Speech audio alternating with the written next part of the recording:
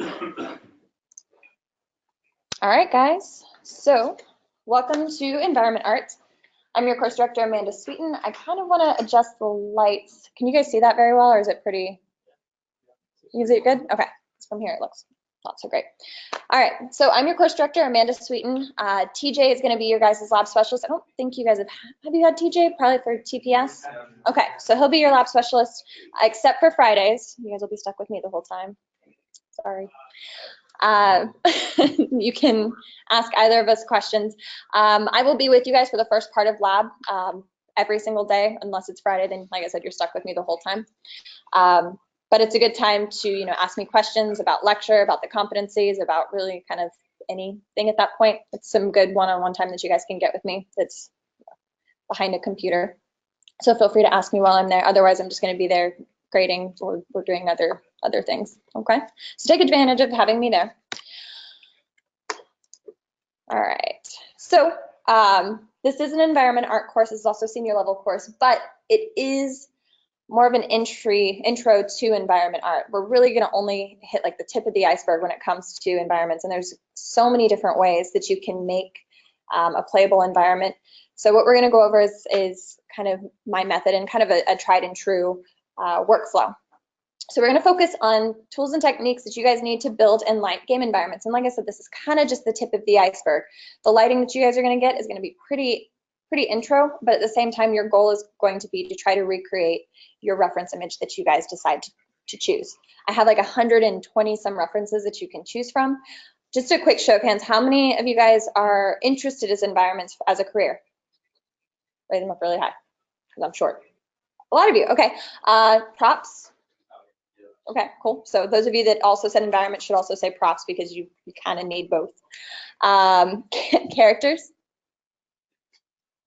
Okay, cool. Animators? All right, so animation is one of the few disciplines where I have a really hard time relating environment art to, other than maybe like a spatial awareness. But for the most part, hopefully all of you guys can find something in this course that will relate to your current chosen discipline. And just know that as you get into different courses, your choices may adapt and evolve. I know when I first met Kevin, he's like, I'm gonna do environments. And then like 3 months later, he's like, characters. So that's going to change. That's what you guys are here for, is to learn and adapt and find where your heart is, I guess, or your passion is. For me, when I started learning 3D art, I came in thinking I was going to be an animator, and oh my gosh, my animations looked broken. It was bad, and it was painful, and I ended up hating it. And I started doing environments, and I was like, oh, this is where it's at for me. So I've been enjoying doing environments ever since. And then Substance Designer came out, and I'm like, nope, I'm about materials now. I quit doing environments, even though I teach environment art, but my focus now is just all about materials. How many of you guys have used Substance Designer before? Did you say you opened it? That's step one. That's great. That's great. Let me make sure I'm actually recording this. I am recording it. Okay. And yes, you guys will get to hear all these jokes again later on. So we're going to focus on creating tiling and procedural materials. That'll be using Substance Designer. We're going to be using doing material blending. Most of that will be in Designer and a little bit of Unreal. We will focus on modular structural modeling. That is such a mouthful to say. And really most of that is, I mean, if you look at the room that we're in, for example, how many objects in here, structurally speaking, do you think needs a high-res model? Structurally? Maybe the ceiling? Nah, that's materials. That's materials. I'm going to teach you some things. Okay, so for the most, you guys will not be making any high-res models this month at all. Most of your detail is all going to be coming from main silhouette detail and then materials. You're going to be depending a lot on materials. I do have all of this information also on FSO. So again, if there's something that's not quite clear on FSO, please let me know. I am human. I do make writing errors from time to time, especially if I'm going through and updating stuff. There are things that I leave out or I leave in that no longer pertains to the class. So if anything is ever unclear, let me know, okay? Cool? Sweet. All right. As I mentioned before, contact me. The easiest way to contact me and to get the fastest response is through the Environment Arts Slack. not the 3D art Slack, the environment art Slack channel. That's the one that I'm most active on. I do have the app connected to my phone, so long as I'm in an area where I get reception, which as long as I'm in Florida usually isn't an issue, and B, I'm just in a position where I can respond, I will. And hopefully if you guys are involved on it and you can answer each other's questions as well, that's again another reason why I invented Slack, is to just get more communication between you guys, especially with online, because they're on this little island alone and forced to communicate through discussion posts. How exciting is that, right? So I'm trying to get more discussion between campus, online students, or even just the online students with each other. So that's why I brought on the Slack channel. You guys can find that link in various places on FSO. It's in the About section, and I believe it's also in the email and etiquette. So once you're in the EAR Slack channel, I do have a private Slack channel that I can add to if you guys don't want to talk to students from other months, but I've learned that most students just post in general or message me privately, so I haven't really had a need to use the private Slack channel in probably like 6 months. So if you decide that you want a private Slack channel for your class alone, let me know. Okay. The other option is also emailing me or messaging me on FSO. I do have all of my messages filtered through a private box on my email, so I know if it's a direct message, it doesn't get lost in like the feedback or this person uploaded this. I have like a whole code set up, so I should be able to filter between those. So if you message me on FSO, it will go directly to my email as well. All right. Any questions on that so far? And if you can't see that, it's just asweeton@fullsail.com, and it's spelled ASWEATON. So if you need to remember, it's spelled like a sweaton. So yeah, I was born with that one. All right.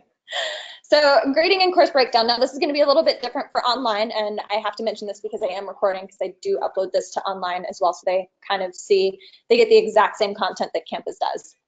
So I found that this is kind of the best way. So with online, they're a little bit different because they do have a discussion post that is part of that weighted grade as well. So that is kind of the difference. With professionalism, this is going to include completing each week's practice assignment. So that is something that I have on FSO. What you guys will see is that week 2 is probably currently unlocked for a certain section, and that's a prepare for week 2 assignment. It's just to get you started with Designer. Now, I will mention this, that prepare for week 2 assignment for Designer, it was created by Logarithmic. It is now pretty outdated. Substance Designer last month went through a whole new redesign of the UI. Some nodes have been added, some nodes have been taken away. Do the best you can with it. They're currently working on a new intro to Substance Designer, and it looks awesome. So I'm just kind of waiting for that, because I was going to make my own, but who better to teach you than the Logarithmic guys, at least for the preparation stuff. When we get into week 2, we are going to pretty much just Bob Ross stuff like crazy when it comes to Designer. So don't be overly intimidated. I don't expect you guys to master that software in a week, but I do want you to have fun with it. We'll get into that next week. But I do want you to know that each week I will have a prepare for the following week assignment. And really, this is supposed to just kind of get you comfortable with the UI, so I don't have to go, this is where the library is, to drag a node into your level, click and drag. Like that's a waste of time, right? We don't have a whole lot of time to lecture, and I would much rather get you guys running rather than crawling first. Sound good? Okay, so that is each week, and you guys are going to hear me each week be like, so who did the prepare for week 2 assignment? And some of you guys are going to be like, yeah, I did, and some of you guys are going to be like, I forgot. It happens every month, every week. Just know that that is tied into your professionalism, okay?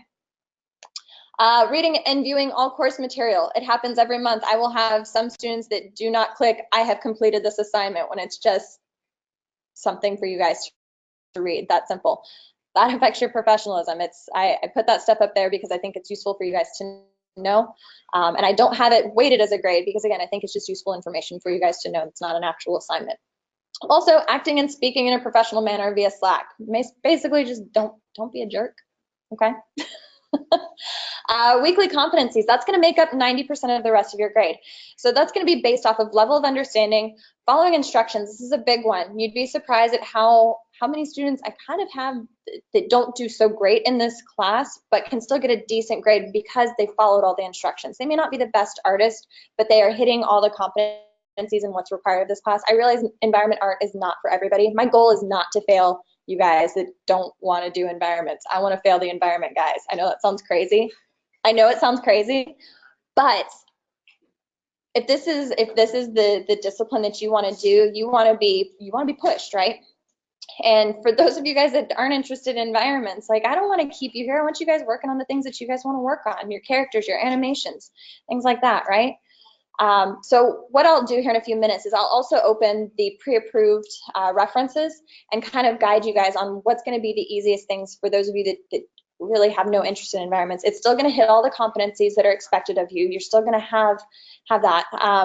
And then those of you guys that are interested in environments, I'm going to point you in the direction of something a little bit more difficult. Yes?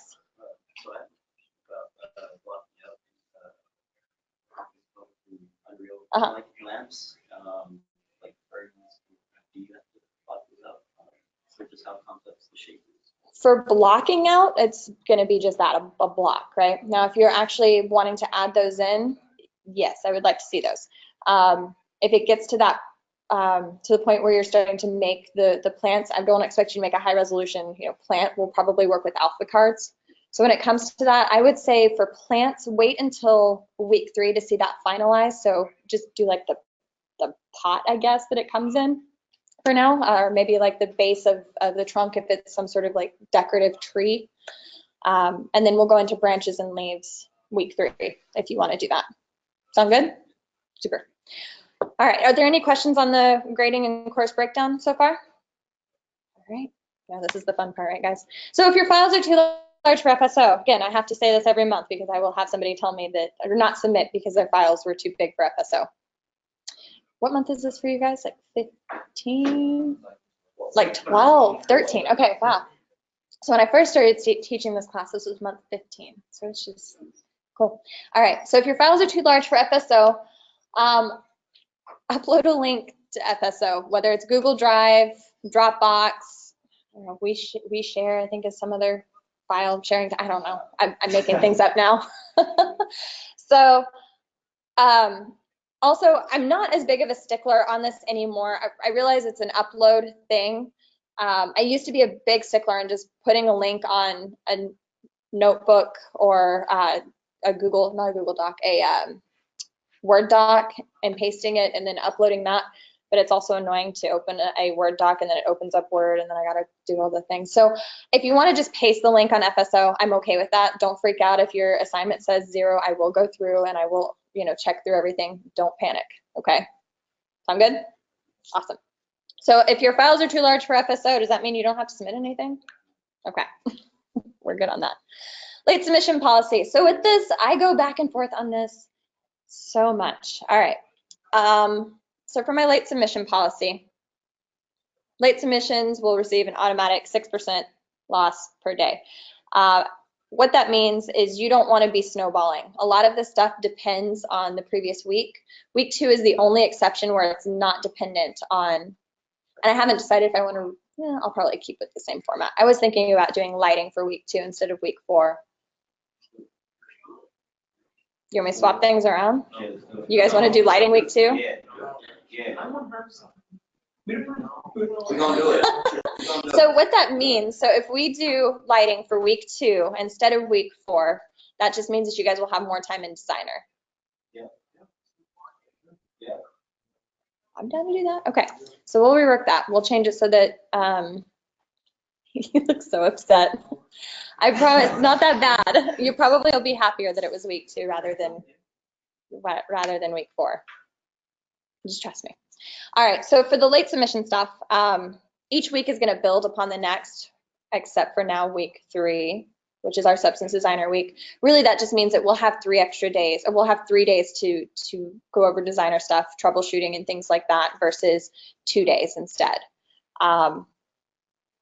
Trust me, it's going to be useful for you guys, because you guys are going to be making 6 materials, and that's a lot of materials. What I think I'm going to do, though, I'm going to try something different where I'm going to be making 3 materials with you guys and then have you guys make the other 3, but I'm just going to have a lot higher expectations with those 3. But I haven't decided that yet. Also something you'll learn about me. I change my mind a lot when it comes to classes. So usually every month I have like a guinea pig month I'm always trying something different to keep this class fresh and updated and new. And then sometimes I'm like, yeah, that did not work at all. And I fall back to the, to the previous stuff.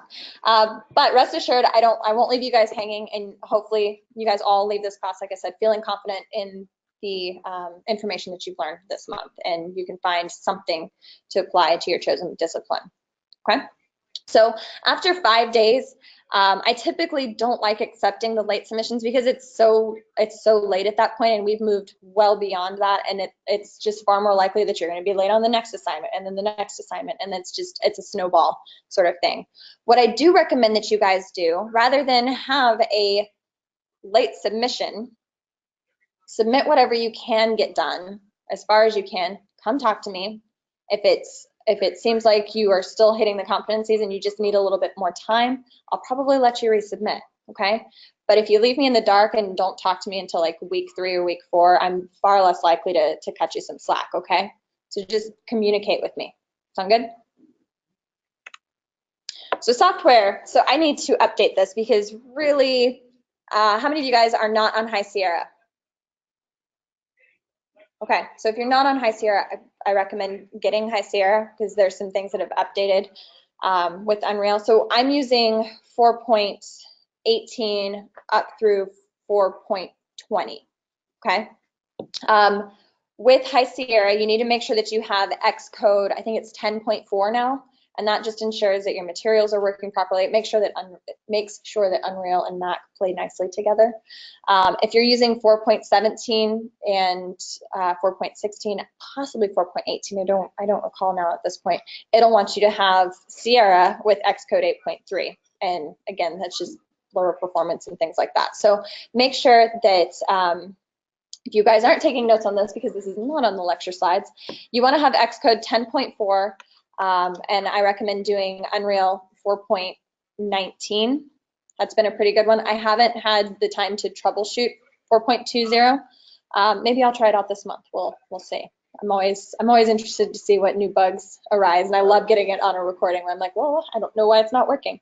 For Maya, just make sure that you guys have, Maya updated, any hot fixes that may be required for it.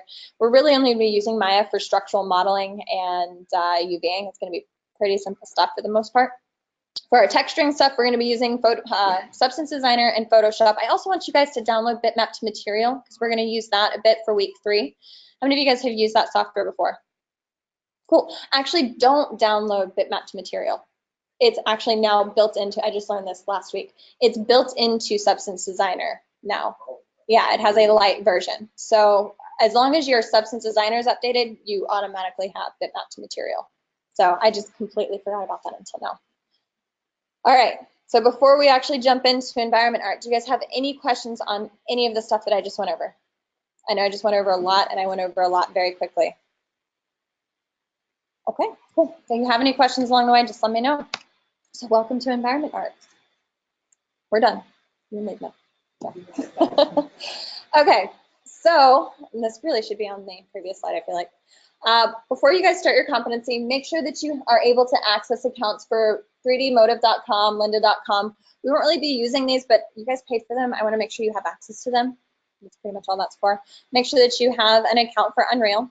You guys should have done that in ACG, if not earlier. You guys did Unreal in, what was it, GA, the Portfolio 3? How did you guys enjoy that? That's awesome. Cool. I'm very excited to see, because I've seen some of your guys' work from that. It's really cool that you guys are getting into Unreal earlier. Sorry, Kevin. Sorry. So I do have on here, we use 4.15 and up to 4.18. That's kind of not true. If you've updated a High Sierra, you're going to have problems using these earlier versions now. So I would say 4.18 to 4.20 is kind of where we're at. Now, if you happen to make yours an earlier version, I do have older versions of Unreal on mine, but why would you want to use an old outdated version at this point, right? Unless you're working in a studio that's using a specific version, that's the only time that you would want to use an older version. Otherwise, you probably want to stay pretty up to date with those tools and software, right? At least while you guys are in school. So don't use any preview version though for your assignments. Those are things that are still being developed. Sounds like somebody's doing. Is that like film next to us? Okay. Okay. Yeah, let's hope. But yeah. Those of you that are listening online. What are you looking at me? If you do, and again, I know I say that I have not tested 4.19. I need to just make an announcement on that so the online students don't get confused by that either. If you do use a preview version and you submit a preview version, I'm going to tell you to restart. I'm just warning you. I don't download preview versions, so I'm not going to grade in preview versions. So don't shoot yourself in the foot. Just don't use a preview version for your class stuff. Now, if you want to play around in a preview version, that's totally fine, but just don't use it for the stuff that you need to get graded, okay? Make sure that you've got Photoshop and Substance Designer updated as well. So we're going to focus on modularity for environments this week. We're going to just focus on the techniques that are needed to work directly in a level editor. We're going to start right in the engine. We're going to work with BSPs. How many of you guys know what BSPs are? Sweet, that's 2 more than I expected. Okay, awesome. So we're going to be starting with BSPs to block out our level. So the first thing I want to go over is the importance of modularity, though. All games have some level of modularity. This makes it easier for performance on the engine. It requires less draw calls then, things like that. So it's all about reusability too. How many of you guys have played with Legos as a kid? How many of you guys have played with Legos as an adult? Right? So you guys have like these little modular pieces with Legos, right, to build larger things. They're able to be reused because they're such simple pieces. This is kind of the same way that games are built. Now, engines are able to handle a lot more now, especially, have you guys paid attention to the graphics that NVIDIA announced? Like, beast mode, right? My goodness. I need a new computer. They can handle a lot now. So really, when it comes to modeling, I want you guys to focus on silhouette.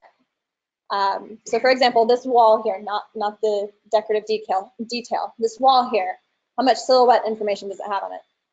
It doesn't, right? So that's why we won't really need a high res. Now that wall back there, do you think I want you guys modeling that window frame? Yeah, I do. Now, it's rounded. I don't want you guys to, I don't want to see like the faceted edges either on that rounded window. You can have enough resolution to make it look nice and smoothly rounded. That doesn't mean I want a high res rounded window. I just want you to add enough resolution that is required for the model. Don't be wasteful, but also don't be stingy. Does that make sense? Low res doesn't mean low quality. It just means it's not a high res model. It's not in like the thousands range. So just be smart and think about those things. Like, does this mesh require some silhouette detail? Usually the answer is probably going to be yes. For this paneling here, you probably would model one panel because they're essentially the same. They're the same shape, right? And then you would just duplicate it over and then just swap out the materials for it. It's that simple. We'll go over material stuff week 3, though. I will get on a tangent that I do not want to get into right now. So these meshes can be as simple or as complex as you need them to be. This little light, emergency light thing, do you think that's a modular piece? No? Are you sure? Because it looks like there's one exactly like that back there behind you. So, right, that was a trick question. Modularity is all just about reusability. It doesn't mean that it has to be a flat surface to be modular. It just means, can you reuse this? Now, if I have this same desk in multiple areas, eventually you guys are gonna be like, all right, well, that's the same desk. Those wires are in the same exact position. After a while, you're gonna catch on to those things. And a lot of this also depends on the game that you're making. If you're making something that's like high stress, like go, go, go, you're not paying attention to the environment all that much, right? But if you're playing something that's, let's say a Bethesda game, where you're like, I'm gonna steal this, I'm gonna take this, you know, things like that. You're paying attention to these little things that you can interact with. But even so, even with props, those things can be modular. It's all about that reusability. You could swap out materials. So if you've got a wine bottle, you can swap it out and be like, this is olive oil now, right? It's all about how you can reuse the assets. The more reuse that you get, when you get into like art lockdown, just the further your art can take you. You'll learn a little bit more about art lockdown think in LVL, Jen does that. She limits how many meshes you guys can have in your level, how many textures, how many materials, and you have to start thinking on ways that you can creatively use the assets that you're stuck with. She'll let you swap things out, but she will not let you add, like, let's say you have 12 models you can import. She will not let you bring in a 13th one. So you've got to either swap one out or find a new way to make one of your pre-existing models work for something that you need it to work for. And I'll get into that a little bit more too. So just some examples of modularity. So see, it doesn't have to be just this flat surface. How many of you guys played Bloodborne? That's super modular, but there's so much detail in the art, right? But it's kind of built similarly to this, where they've got these really nice detailed buildings or facades, and they're just duplicated around. What's also really nice about this workflow is you can just import one version and duplicate it over, not wall 1, wall 2, wall 3. When it's the same silhouette detail, same size, same shape, you only need to import one version in. So again, I really like this because you may think, oh, I can just import one long bridge, but really if you bring in a smaller piece of it and duplicate it, now you've got 1, 2, 3, 4, probably another one back here, 5, 6. So potentially 6 different bridges, different links that you can work with because you're working with these smaller, more modular pieces. So this bridge piece can take you a lot farther than just bringing in a large bridge piece. Does that make sense? And I mentioned before that even props can be modular. You can just swap these out and move them around and use them for set dressings. One of my favorite stories is actually, it was my first GDC. And do you guys recognize this environment?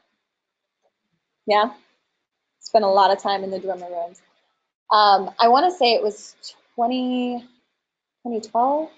It was my first GDC, and I was in the level design in a day talk with Joel Burgess and Nate Perkypile who were talking. They were the lead level designer and the lead level artist or environment artist for Skyrim. And they were talking about, I think it was on ArtLock, and you guys can find this talk online too. They needed another asset, and it was one that just didn't exist. So they took pieces that they already had and like flipped them over. And I think it was like a bookshelf or something like that. They had like 2 pillars that were just completely intersecting from the ceiling and the floor. Like if you looked outside of it, outside of where the player couldn't see, it was like this massive piece, but you only saw like this much of it on both the top and the bottom. And they made it work. The player doesn't see it, the player doesn't know. If you guys ever open up like the creation kit and open up some of the levels, and you can see where they've kind of cut corners where they don't have to import new assets, they've just reused what they've already got. So modding is fun. So some things to keep in mind when building modularly is the most important rule to start off with is the grid is your friend. You want all of your pieces to snap to the grid when you're first starting. This ensures that all of your structural pieces snap together and you don't have any light seams or any spaces. The other thing is it prevents Z fighting. Now this is where I insert my Dragon Ball Z joke. Yes. I don't think I need to go into the joke for you guys to get that. But do you guys know what Z fighting is? Not Dragon Ball Z fighting, but actual Z fighting.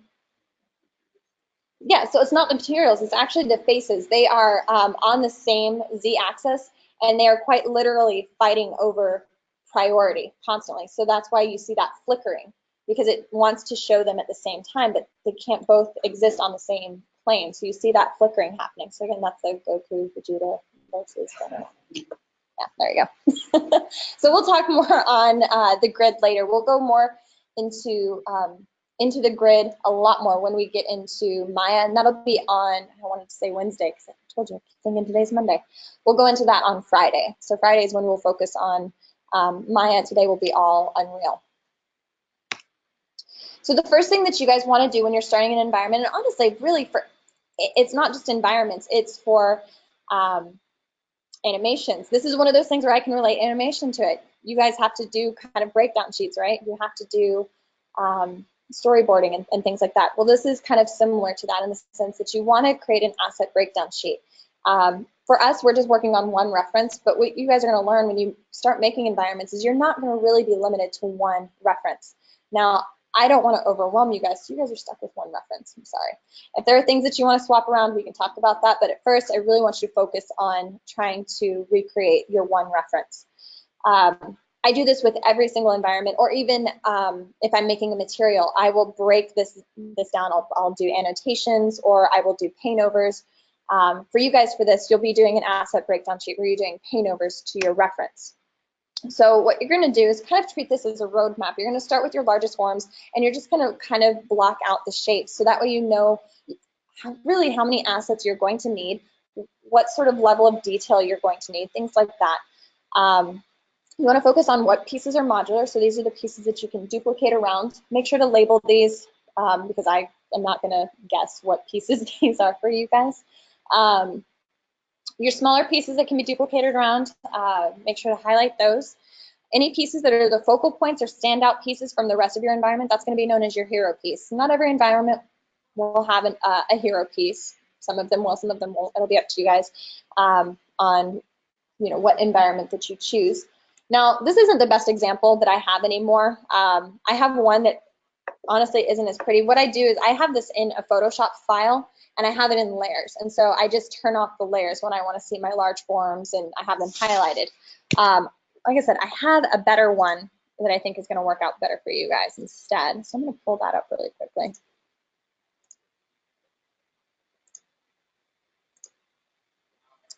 And that is this one here. It's not as pretty, but you can immediately see kind of the outline of the shapes, kind of the breakdown of how your models are going to look.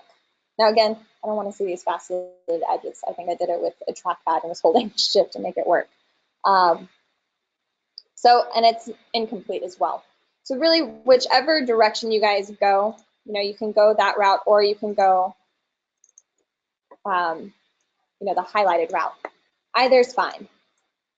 It's really meant for you guys more so than it's meant for me. So whatever is going to work better for you to kind of visualize and get that roadmap for yourself, that's really all I'm looking for and the purpose of it, okay? Okay. So if you guys have your laptops now, go ahead and boot up Unreal. We're starting. Is yours dead?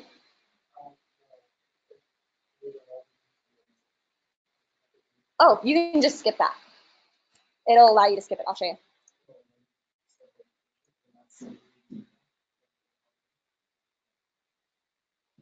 So you don't remember your email? Uh-huh.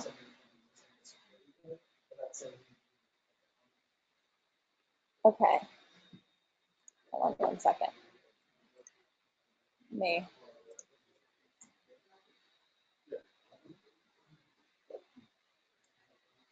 So you don't have the sign in later as an option here?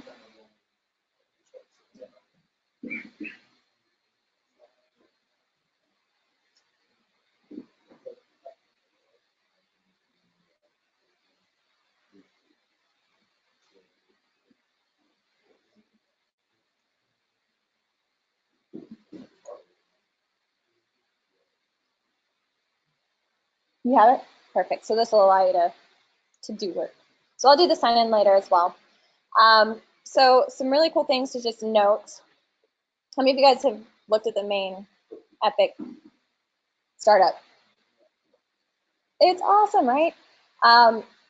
So if you go directly to Unreal Engine, we have this whole community section. So they announce online learning, which is amazing. They have Answer Hub, forums, blogs, things like that, contests that are happening. What is it? Game jams that they usually do as well. Look at how awesome that looks. Learn, they have a whole learning section. Maybe. Cool, okay. So they've got a whole learning section as well. How many of you guys have downloaded like their free asset packs and things like that? You guys should totally do that. Play around with that stuff. Look at how these things are made. Reverse engineer it. That's the best way to learn this stuff. Like I can lecture this stuff to you guys until I'm blue in the face, but it really is not going to connect to you guys until you get in and start playing around with it yourself. Like this is the type of discipline where you have to do it to learn it really well. Marketplace, again, where you can buy assets or free assets are on there as well. You can also eventually perhaps, sell your own assets up here. So I'm going to go to library. I am going to go ahead, since I'm not signed in, I'm going to work with 4.19. I'm just going to launch that. So we're going to start our first project. This project is just going to be for fun. You guys don't have to submit this, but this workflow that I'm about to show you guys is kind of the workflow that I expect from you for your competency, okay? So give that a moment to upload.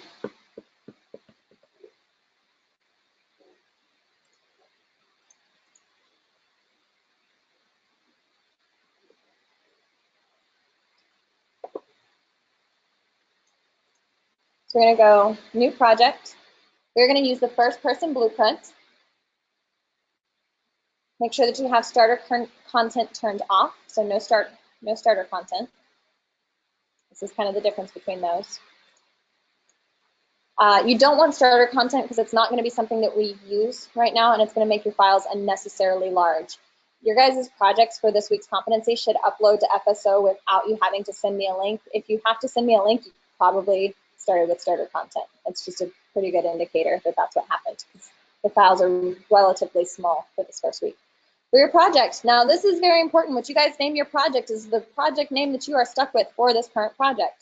So for this project that we're working on, it can just be lecture exercise, okay? Or whatever you want to name it, it's up to you. Now for your competency, I want at least your last name for your project, okay? It can be last name underscore EAR, it can be last name underscore first initial, it can be last name underscore, what I don't want to see is like week 1, mostly because we use this throughout the entire month.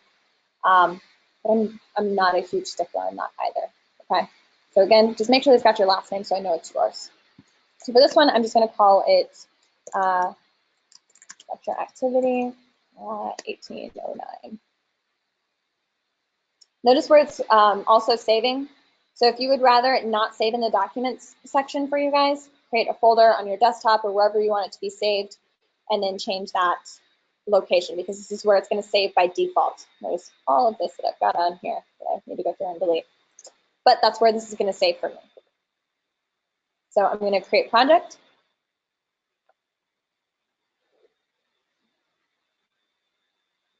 Now again, this is the workflow that I want all of you guys to be using for this week's competency, okay? Right now it's just loading.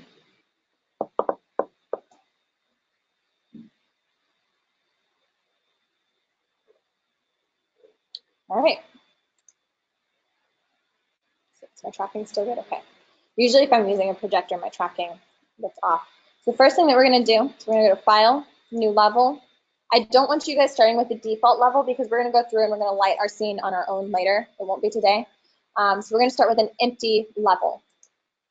This is what you guys will also be doing for your competencies. You're going to be starting with an empty level.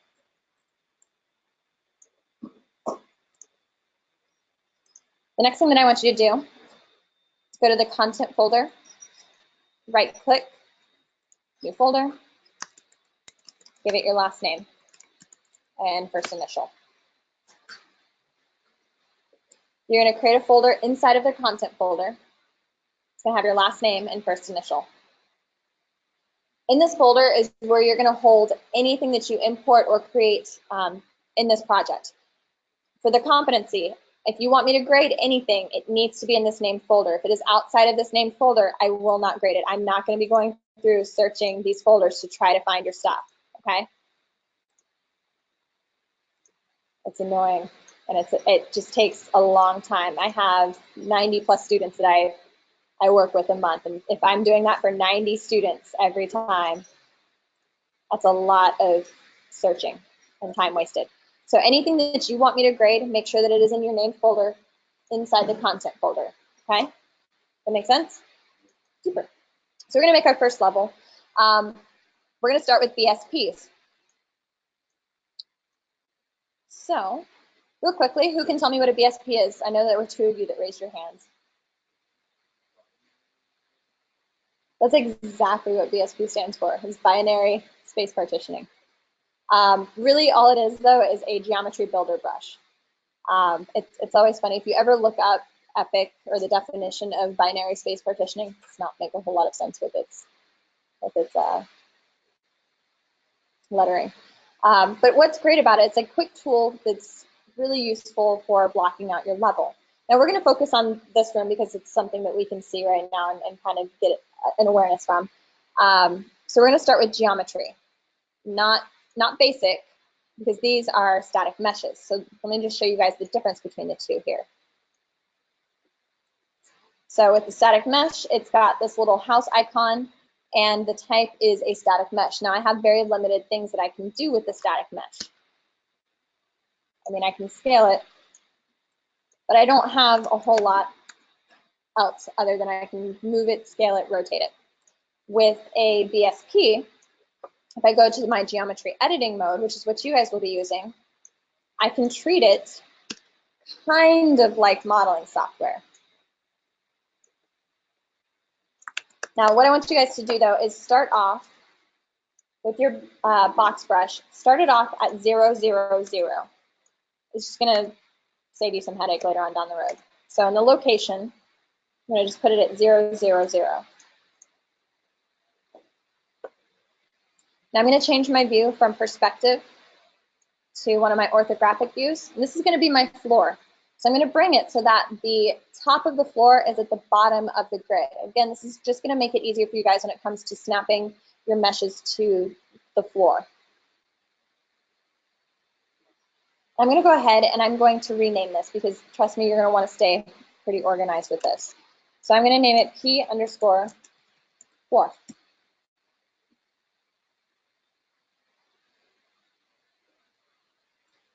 And when I'm in orthographic view, I can actually marquee select. I cannot marquee select when I'm in the perspective view mode. So I don't need my floor to be this thick, so I'm just going to bring this up to something that makes a little bit more sense for the thickness. Now, notice that I'm not using the scale for this. The reason being is scale does not take the grid into account. I want you guys to make sure that you're constantly using the transform or the move tool for this because do you guys see how it's snapping to those grid points? What did I say about the grid early on? It's your friend, yeah. Sorry, bad jokes. Okay, so I'm just scaling this up kind of at an arbitrary scale to start off. So if you find that your BSPs are no longer snapping to the grid point, you probably scaled on accident. And you'll need to adjust so that your grid points, or your meshes snap to those grid points. So I'm going to go to a different orthographic view. So I'm on the right. Yes. Oh, right. Good question. Spacebar allows me to cycle through those widgets. They're also up here.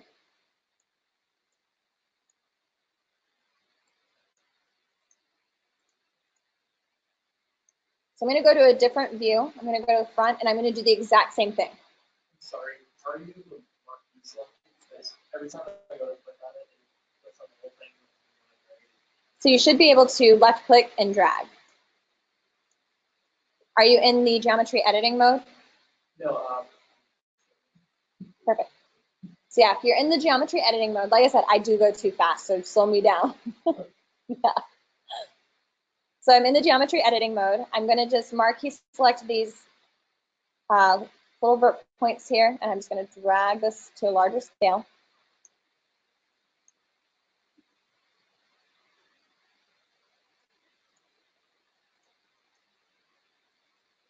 Don't worry about where my pivot is placed right now. These are just going to be proxy meshes. So they are stand-in meshes for your actual in-game meshes. You guys will model your in-game meshes in Maya. This is just meant to block out. Yes, Joseph? This screen? So I went to the front orthographic view. Are you able to see it from there? Okay. So the pivot placement right now doesn't matter. It's going to get broken. Don't sweat over it. Like I said, we'll be modeling our in-game meshes in Maya, and you'll be using these as kind of scale and proportion references. Is there anybody still scaling their floor? Okay, so I'm going to go back to my perspective view. So I'm just selecting this button here. So I've got this guy right here. What I'm going to want to do, this is going to drive me crazy, is I'm going to go ahead and just bring in a light. Just gonna drag a directional light in here for now. I'm just gonna rotate this something that makes kind of sense. So once I've got a directional light in here, you guys don't have to have a light if you don't want it. It's easier to work with. So once I've done this, I'm gonna go ahead and play test this. So I'm gonna hit this play button right here. And now I can actually test the scale. This is the most important part about working with BSPs. There's no point in doing this whole blockout process if you're not going to play test for scale and proportions. I cannot tell you how many levels I have opened where I'm like, your level's not showing up. And it turns out their level was there, but they had built their level so small that I wasn't able to see it. So they didn't play test it. And then I've also had the alternative where I did load into their level, but I was like the size of an ant. And their scene was massive. And they were complaining because they were saying their level was not snapping to the grid. Well, it was because their stuff was so large, that tolerance was basically non-existent. So make sure that you guys are play testing. Okay, yeah, I'll hear a lot of little, I don't know, pellet gunshots. Is that what this is?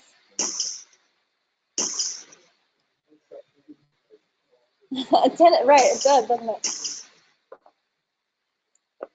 So once you're kind of happy with the scale of your floor, we'll move on to some walls. Now, if you're not happy with it, that's what the whole point of play testing is. You play test it, it's the wrong scale, you can come back in and make those edits. Now, something else that I want to show you guys is another way of editing. So I'm going to grab another box, and I'm just going to make my first wall. So I'm going to grab this box here, I'm just going to drag it in. I'm going to hit spacebar to move it into position, so it's snapping to the floor here. Now, if you don't like how things are looking lit, so by default it's set to lit mode here. If you want to change it to unlit, you can hit this button and go to unlit mode. For me, working with the blockout part of it, working in unlit mode is easier.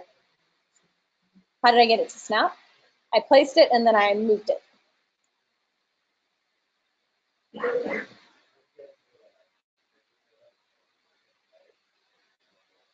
Did you put a light in? Okay, so when you hit, I was going to say, if you hit play, what you can do is hit function F2, and that will take it into unlit mode. But you've got to make sure that you quicken the level first.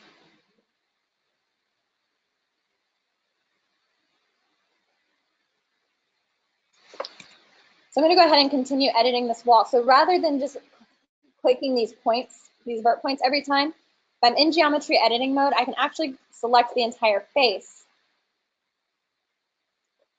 and model, kind of model that way. Now, I don't want you guys to treat this as modeling software. It's going to be a nightmare. It's going to be tempting to try to, model your stuff in this software, but there's no point. It makes garbage geometry. You guys know how to model in Maya. Don't do that to yourself. It's just kind of wasting time. And it's just very difficult to make organic shapes with BSPs. So I'm just going to make a wall here. And I'm going to play test.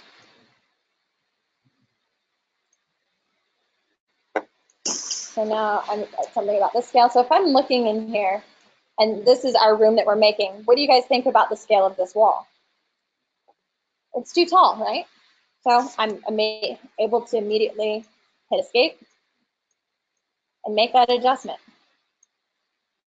Now, if we were to start inside of Maya, we would have to bring it in, play test it, be like, all right, well, that scale is not working. Go back to Maya, adjust the scale, bring it in, play test it, and hope that it works then, right? By working with BSPs, we're able to immediately play test it. I feel like this is probably a better scale. What do you guys think? I'm pretty short.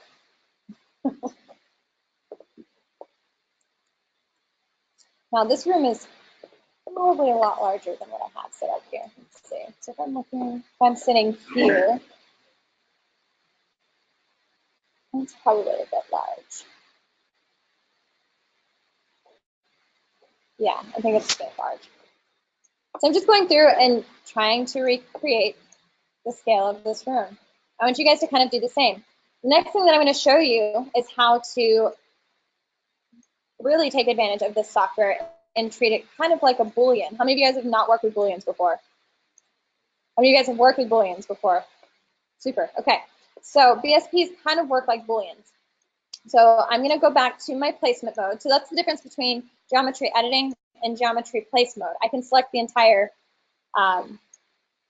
box brush, and to duplicate, you wanna hold down the Alt or the Option key, and then you're just gonna drag. Another question, how many of you guys are having a hard time navigating in Unreal? Does it feel inverted for you? Okay, so a way to fix that is you can go to Unreal Editor, Preferences, and I believe it's in Miscellaneous. No, it's in Level Editor, Miscellaneous. I lied, it's in Viewports. And you want to click this Invert Middle Mouse Pan.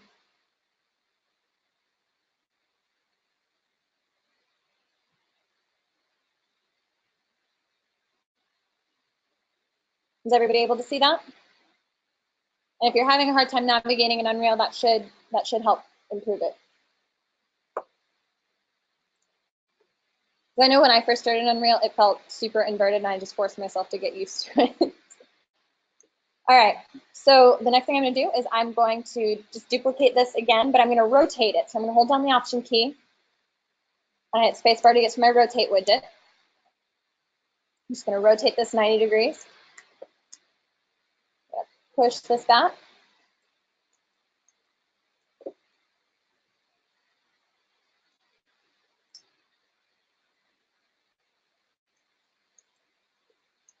It's kind of weird because from here it looked like it was a different height. Do you guys see that?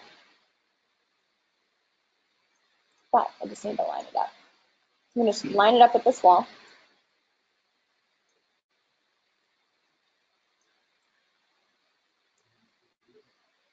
Yes.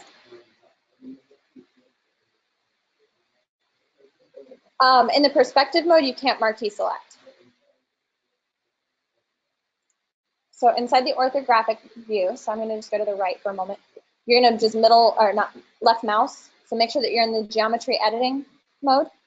You're going to left mouse and drag. And that's it. All right? It's not working for you? Okay. Oh, thanks, Leo.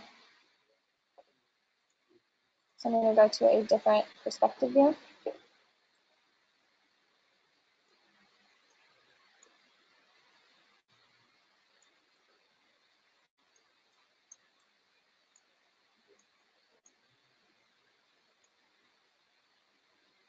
So I'm just lining this up here.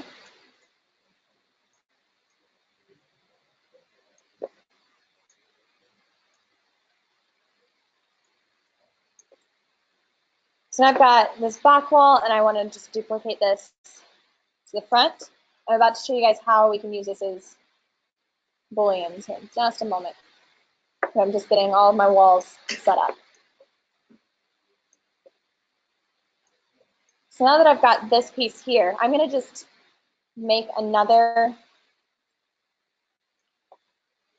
box. I'm going to drag this in.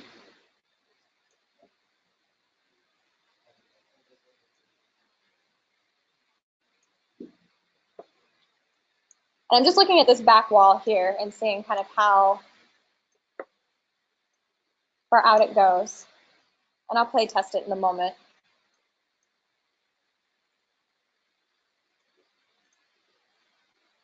So from here it goes to about there. So if I play test, I'll look at this. I'm going to hit function F2, go into unlit mode. So if I'm sitting here, I'm seeing already I need to bring this out just a little bit more.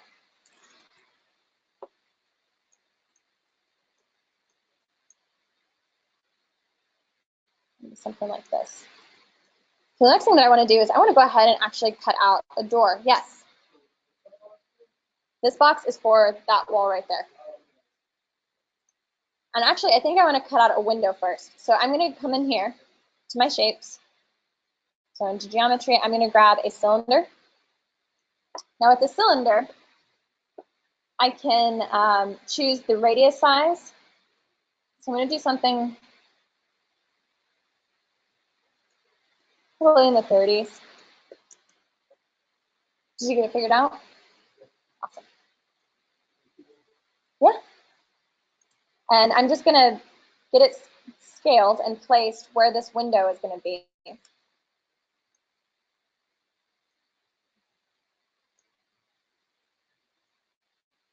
So I may go ahead and turn snapping off whenever I'm doing cuts. So I'm going to go ahead and this is how I turn my snapping off for the scale, is this little arrow right here. I'm just going to bring this up a little bit more size-wise.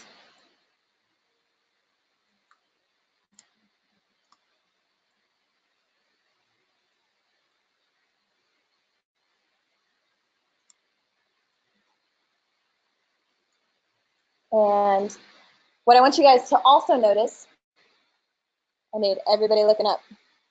Thank you. So brush type, we have it set default as additive. Now, if I want to cut out a window for this, I need to make sure that I'm intersecting the geometry or the builder brush that I want, change it from additive to subtractive. And then I'm going to play test it and see how it feels. Now, I think I want to make this just a little bit larger. Now it's going to feel difficult to cut. Also, this is why naming is kind of important here. It keeps you organized. So I'm going to name this here P_wall window, and then I'm going to name this P_wall cut or wall window cut, so they stay together. Maybe underscore cut. So now I can scale this up just a little bit more.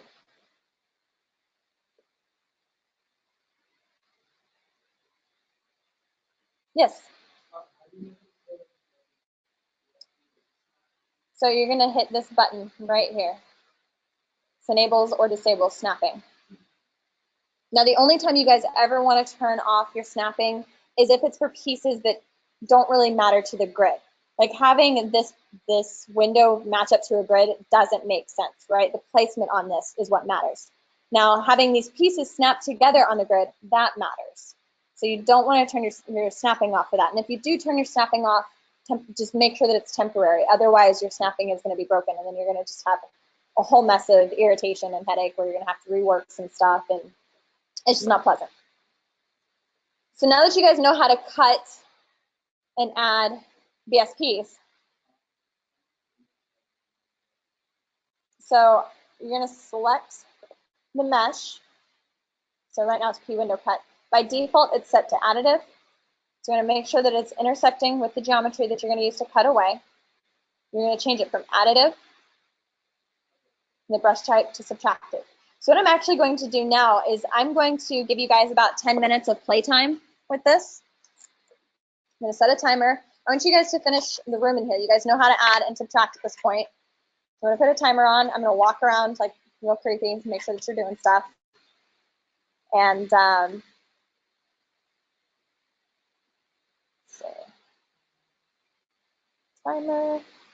And then we'll move on to the next step. Sound good? You guys are going to hear that timer be real quick.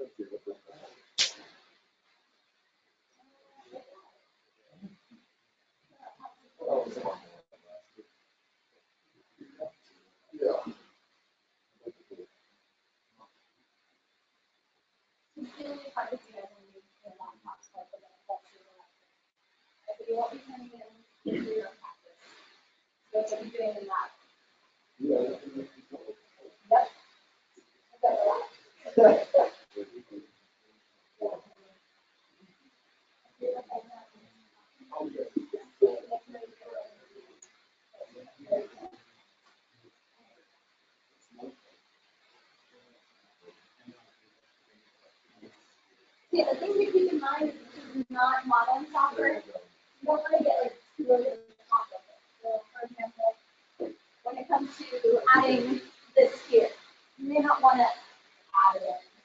Or you know, keep it simple. Don't do individual keys for this. Just do one long key and you break that in iron later. You're adding this. Don't try to get this so light detailed. Just put in a cube.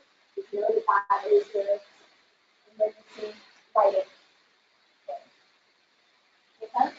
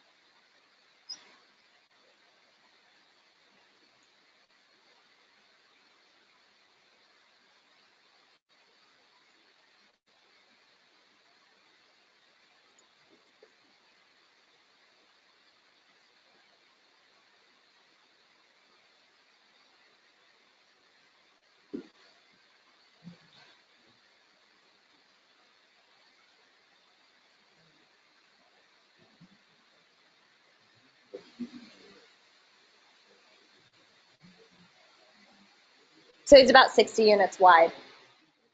Yep. So he's 180 by 60.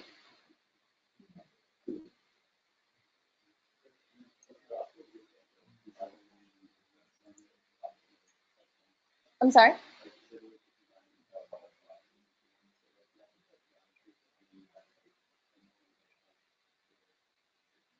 No. We can, so we'll be converting them to static meshes later on down the road, and that will combine them, but not until then.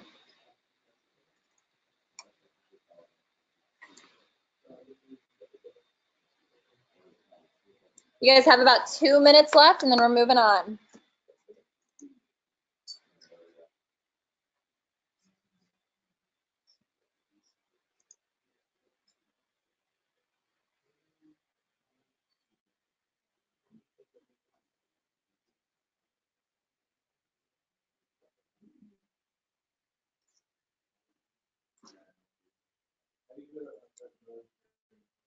You're going to click inside the scene and hit function F2.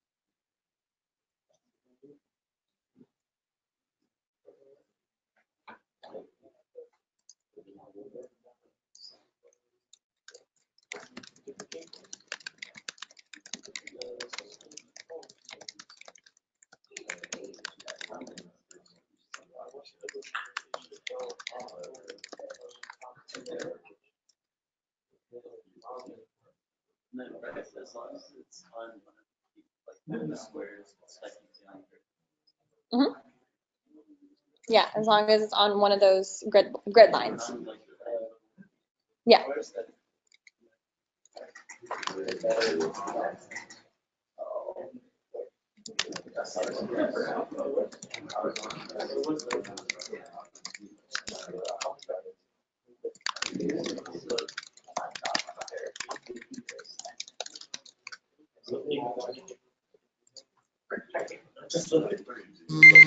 All right, guys.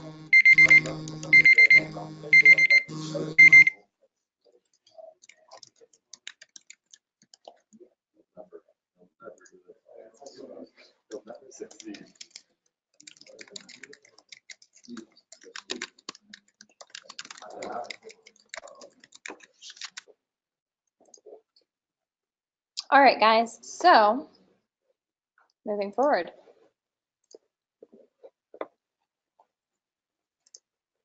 So now that you guys have worked with BSPs a bit, so you've learned that it's got two basic functions, right? Add and subtract for the most part. You can manipulate it similarly to how you would in Maya, but for the most part, it's kind of limited on the shapes that it can make, right? I think the most interesting shape in there is probably the staircase, yeah? But what's really great about this is you guys are able to play test immediately and figure out how your scale and proportions are feeling, right? So when you guys are working on this, when you get to your competency inside of lab, some things that I want you guys to keep in mind is I only want you to block out a section of the level. I recommend only blocking out a section of the level. If you know that one side is going to be duplicated over, you may only want to just model or create that one side and then duplicate it over rather than making a whole new piece for that. Does that make sense? If it's going to be the same exact side, just duplicate it over. That way you don't have to just kind of manipulate it, and then you may accidentally end up with different sizes at that point. Keep your BSPs as simple as possible. Like I said, I wouldn't recommend making each individual little, I don't know, board for that frame. And for the light there, I wouldn't be making the actual silhouette detail. That's going to be a nightmare to deal with. Just put in the blockout shape, the relative size and proportion of that. Make sure that you guys are also play testing often. I don't want to hop in your level and say, oh, your level's missing. You're like, no, it doesn't, and I'm actually a giant. Or again, the inverse, where I play test it and I'm like this tiny person in this massive environment. That may happen in real life, but not in game, right? So just make sure that you guys are play testing often. This is the whole point of working with BSPs rather than starting in Maya. If I wanted to do that, I would just say, let's start in Maya and you guys can kind of go back and forth and deal with the struggles of scale and proportions that way, right? But we're not doing that.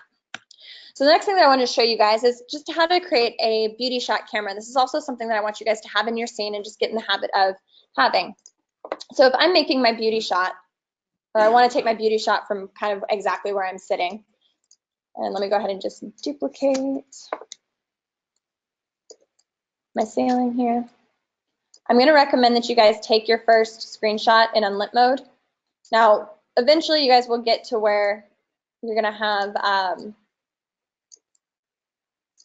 more assets in your scene and lighting and materials and all of that, and then you obviously won't want it to be unlit. But in this case, you probably want it to be unlit. So what I'm going to do is I'm going to come into here and just type camera. I'm going to just drag a camera into the scene. I'm going to right-click, pilot camera actor, and I'm just going to position it to where I want my beauty shot to be taken. Now, the reason why I make a camera rather than a bookmark is because I may want to go in and change something like field of view. If I do that, it doesn't persist with the bookmark. I'm just using my default camera for this. So I want you guys to have that as an option. Now, we're not working with concept art, so for the most part, the field of view should be pretty standard. But if you need to manipulate it, go for it. So once you're happy with this, what you're going to do is you're going to hit this little drop-down arrow, go to high resolution screenshot. The screenshot size multiplier is just that, it's a multiplier. It's not an initial idea of scale. So really, I don't recommend going past 5 unless you want to crash your computer. 4 is probably a good enough size. So once you've done that, I'm going to hit take screenshot. Give that a moment, and then this is where it's going to show up. So it's going to be in that documents folder with your Unreal project. So here's my Unreal project. I'm going to go to save, screenshots, and it's a 4,000 by 504. So this is my screenshot for that. Now, if I don't want my entire wall to be in this, if I can't get my camera to line up perfectly, what sort of software can you guys think of that you can, you know, crop things out of? Exactly, Photoshop. So if you need to crop something out in your beauty shot to make it match your reference more, do that. Don't spend forever trying to manipulate your camera to get in that perfect spot if it's just not working for you. Just crop it out in Photoshop, okay? So if you guys don't remember this process, I'm gonna show you guys. This will be on the lecture slides for you. So if you don't remember it, it's on here. I also have some videos on FSO for that as well.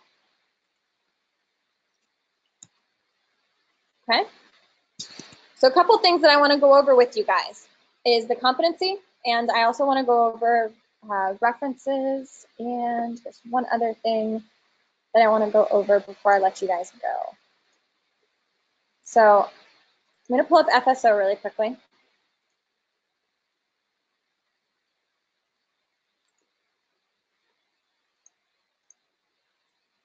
In preview mode. So here we've got our welcome letter, all that good stuff. Course overview, again, stuff you guys should be familiar with. So for week 1, I have the required viewing section. I have a YouTube playlist in here. There's 1 out of 11 videos. This is more than just one video. Okay, so you guys kind of have these, and I need to actually reorder these. So this is for week 1, lecture 1, and then lecture 2. So if you happen to get ahead, you have those options there. But really, I just want you kind of focusing on what we did in lecture 1. So these are like smaller videos that pretty much have stayed the same. So how to make an asset breakdown sheet, working with BSPs, custom collision, taking a high-res screenshot. So I do have little mini videos like that. They may be all the way from May or earlier, but again, the workflow for that has pretty much stayed the same. So feel free to check that out. I'm probably going to delete this, in fact. This will come back to, but at some points, especially for Friday, this will be very important. And that's going to be making sure that your import dialog box returns every time you guys re-import assets. This is very important. I'm probably going to bring this up multiple times. Some other things that we have as well, in an earlier version, I think it was like 4.17, the naming convention was overriding to where it was like static mesh underscore Maya underscore blah, blah, blah. Yeah, so we had to check on this naming convention override. Now, I think with these later versions, it's been fixed, but I do have this here just in case that happens. I also have the lecture PDFs as well. The other thing that I want to point out to you guys is that notice that there's a published date for August 27th for week 2, and that is the prepare for week 2 assignment that's available to you. So I've got this playlist here that just goes over the first 3 steps. You know, it's maybe an hour and a half total of videos. Like I said, a little outdated at this point, but it still has some pretty consistent information on Substance Designer, and it still should get you guys up and running with the software faster, okay? That being said, let's move on to Pinterest. So if we go back to the required viewing, I have here some helpful resources. How many of you guys have been to 80 Level? It's an awesome website, right? Love this website. This is actually the wrong lesson. Sorry, let me go back to on required viewing. So I have the Pinterest board, excuse me, here. And I've got available to you guys some reference on modular environment creation. I've got our pre-approved references. I've got some Unreal 4 tips, some modeling tips, designer ideas, decorative designs that you could probably recreate or use in Designer, alphas, things like that. So if we look into here, again, these are just some examples of modularity. So if you need kind of a little bit more of an understanding on that. I'm constantly just adding stuff to this and taking things out as well. So, you know, check back. But the pre-approved references. So I've got 112 pins in here. I have taken out a few of them. So I've got some that's just dedicated to staircases. Those of you guys that have no interest in environments whatsoever, stick with something simple like an elevator entrance. I know it's not the most exciting thing, but it still hits all the competencies where you have to build modularly, you have to still apply materials and things like that. It's a smaller section, but it does still hit those competencies. Another thing is like, you know, simple hallways, things like that. And those of you guys that are interested in environments, you can do this too. Like, you're not required to do something more complex. You're not. You can do something simple as well and focus more on lighting and materials. This one is done, you know, quite often as well. The lighting in this is really what's interesting about this. Models themselves, not so tricky, right? So you guys have a lot to choose from in that regard. So you can, if you don't find something in here that you like, come talk to me. If you find a better reference that you'd prefer to do, talk to me and we'll decide if that's a good route to go or not, okay? But I do have a lot. One of the things that I do want to note is that I don't allow concept art. I used to allow concept art, but I've removed that because usually with concept art, the scale and proportions are so distorted. And there's a lot of unknowns as well, because with concept art, you know, some of the things can get a bit blurry and, you know, some of you guys don't do super great with creative freedom. Yes.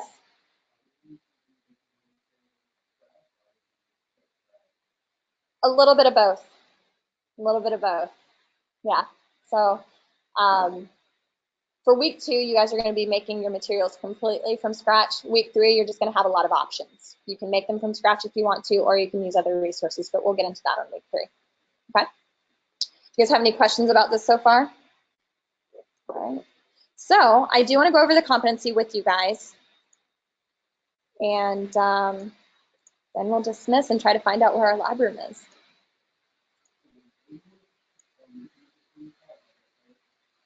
For today? For the activity?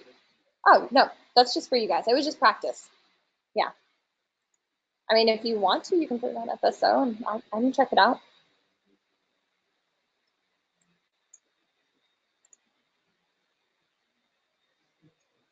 All right. So competency. All right, so for this competency, you guys will have access to this as well. I believe it's under lesson 2 for you guys, where the competency information is. So the first thing that you guys are going to do is you're going to create your asset breakdown sheet. I have this in order for a specific reason. This is the first thing you want to do. Don't make your entire environment and then do your asset breakdown sheet as an afterthought. That's kind of the reverse way of doing this. So make sure that you make this first.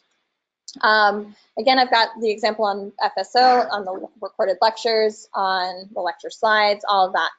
So make sure that you have paint overs for each modular asset piece, 1 color per asset. Make sure that you guys also include a color key with this. I do have that pre-approved reference on Pinterest. I know it says 1.3, but I believe it's 1.2. So for your Unreal project, you guys are going to use the same steps that we did in lecture. You're going to make your own project, make sure that it's last name, first initial. The project name is super important because you cannot change it once you have created it. Also, that reminds me, I want to show you guys how to save your level.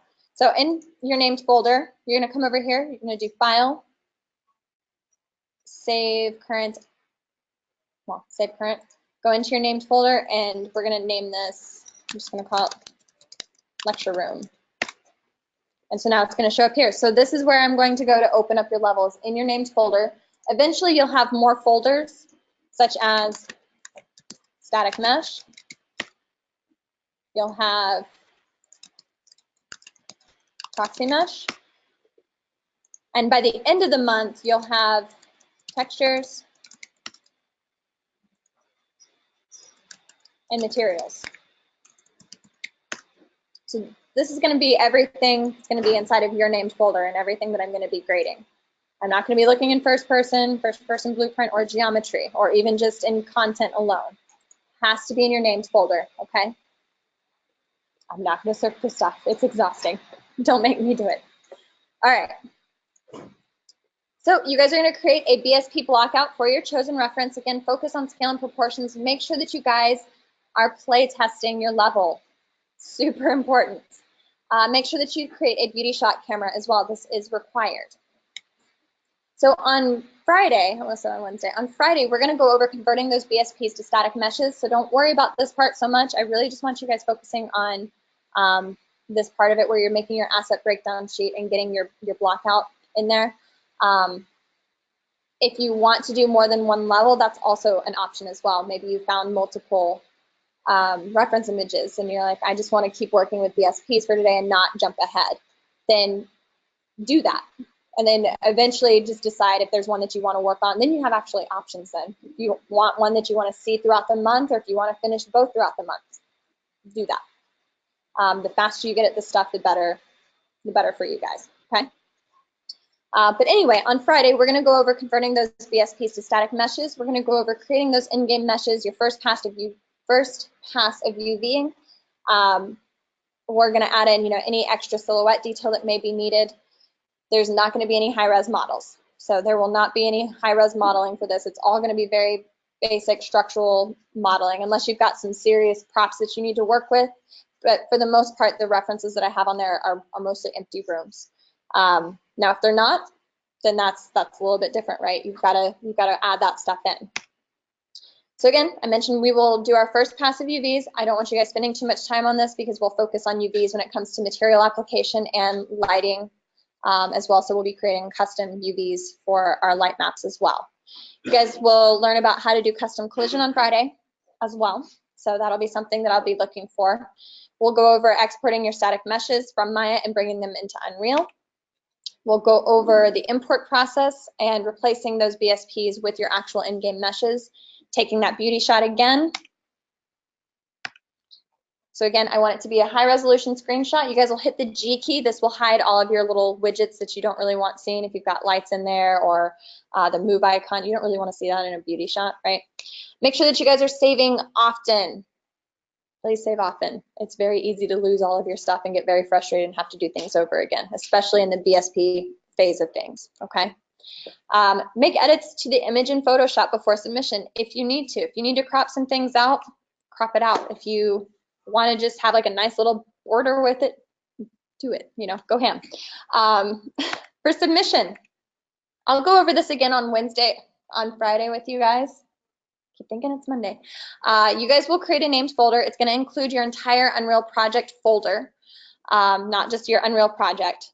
It's also going to include your asset breakdown sheet and your beauty shot. If you want to have more than one beauty shot, I'm totally fine with that too. Maybe you're like, this angle's good, but this angle's better. That's cool. But I want you to get as close to having it match your reference, at least for one of those beauty shots, okay? You're going to zip up your folder and you're going to upload it to FSO. And again, if your files are too large, you're going to submit it either through Google Drive, Dropbox, or whatever your preferred file sharing website is. Any questions? I know I just went over a lot. You guys are going to be getting a lot thrown at you this month, so buckle up, enjoy. If you have any questions along the way, just let me know. And so it's 2:36, so let's go ahead and break, and we will meet somewhere in our lab. I know it's in 4B 132, I think, so we'll find it. I'll take attendance at 3:15. So if you are late at 3:15, because that gives you like a 15-minute cushion to find where we're supposed to be, okay? If you're still not able to find where we are, this is what Slack is for, okay? So hop on there and ask for an adult, okay? I'll see you guys in lab. Welcome to Environment Art. I'm ready.